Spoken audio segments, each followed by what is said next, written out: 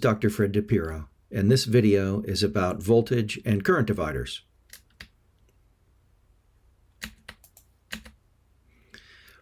Learning objectives we'll talk about include identifying opportunities to use these techniques and then applying them, and they're often used in conjunction with other methods, such as analysis by equivalent circuits.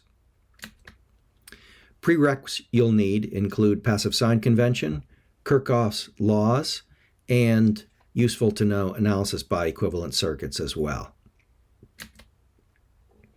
Now, why use these techniques? Well, they're simple, would be the best reason. They involve very easy, quick calculations. They are ad hoc, however. How do we use them? Okay. They're often used in conjunction with other analysis methods, such as analysis by equivalent circuits. What you'll do is to apply these voltage and current dividers as needed during the process of undoing the equivalences that you would make while simplifying a circuit by the method of equivalent circuit analysis. And the voltage and current dividers simply expedite the analysis process. Okay, so voltage dividers are most useful when you have a known voltage that splits due to series resistors. In this case, the known voltage is this source Vs, and it's split out between V1 and V2. Voltage divider is going to yield the voltage for one of the resistors that are in series. So to find the voltage divider equation, we'll begin with a specific example here and then generalize the result. So for example, suppose we wanted to find V2, which is the voltage across R2. Now, what would be the ways that we could do that? We could use equivalent circuits, or we could use Kirchhoff's voltage law around the mesh in order to find the current, and then use Ohm's law to find the voltage V2. We'll use KVL. Okay, starting at 7 o'clock here and going around clockwise, I hit the minus sign of the source Vs, so I'll begin with minus Vs. Using passive sign convention, I assign voltage polarities to the two resistors, so I have this minus Vs plus I times R1 plus I times R2. Rearranging to get I then multiply by R2 for the quantity of interest. Now the voltage divider, what it's going to do when we set up that equation, it's going to do all these steps, but just in with one quick calculation. Okay, so starting to rearrange this a little bit here, I have V2 is equal to R2 times I, taking me to this point here.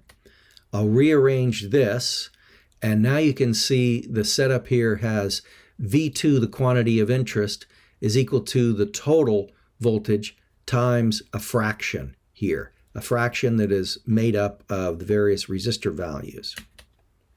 Here's the general voltage divider equation here, at least shown for two resistors. Numerator has the resistor associated with the voltage of interest. That's here. Denominator has the sum of the resistors around the mesh. This technique will accommodate any number of resistors around the mesh. You just add them in to the denominator. And this method is easiest to use with a single mesh and a single source, as is illustrated here. It can be used in other more general circumstances if these were nodes A and B, and if via some larger analysis, broader analysis, you came to know the voltage VAB between these two nodes, then you can use a voltage divider to find the voltage V2, for example. Okay, current dividers. Current dividers yield the current through one of n resistors that are connected in parallel.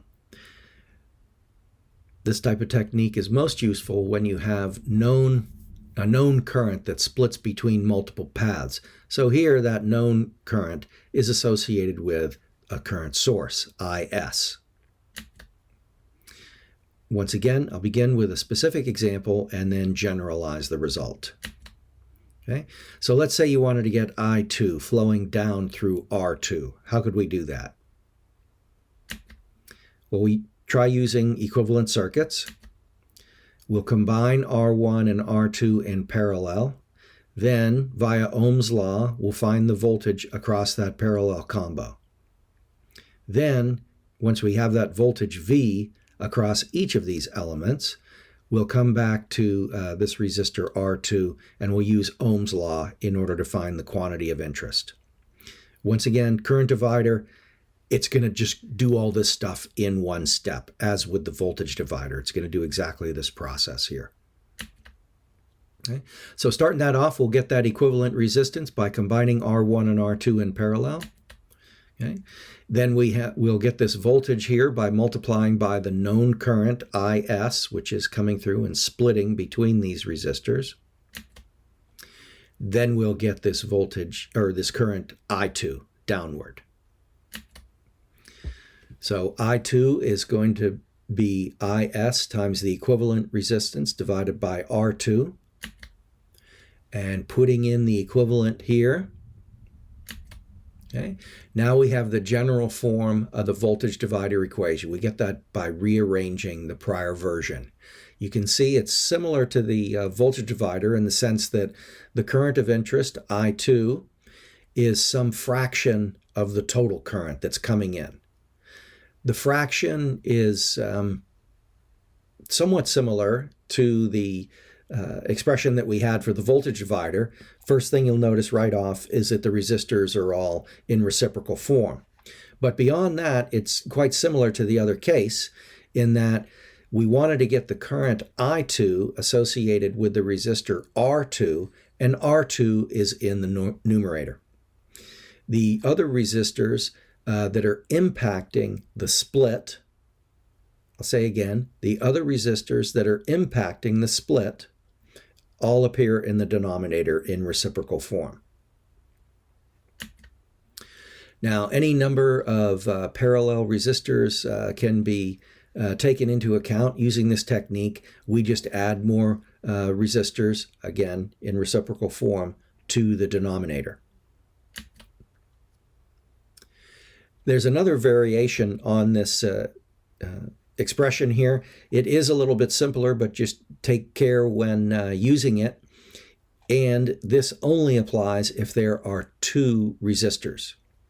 In the case with two resistors, once again, if we wanted to find this current I2, what we could do is set it up where in the denominator there is just a sum of R1 and R2, but in the numerator we put the other resistor. Okay? The other resistor, not the one associated with the current we want. So, a little simpler form, just take care when using that.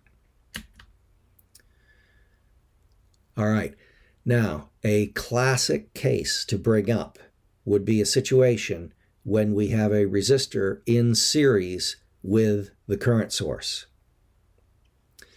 The resistor RS does not affect the total current IS, because this current source is establishing that current. The resistor RS does not affect the percentage split. Okay, if this is 80-20, it remains 80-20 between these two paths here, irrespective of the value of RS. And also, that resistor RS does not impact the value of the current flowing down here. RS doesn't change the intensity of the current going through the source because it's a current source. It does not impact the split between I1 and I2, and it does not impact the value of I2. And that's due to the fact that this is a current source. Okay. So in this video, we talked about identifying opportunities to use voltage and current dividers. And we talked about how to use them, in particular, in conjunction with other techniques.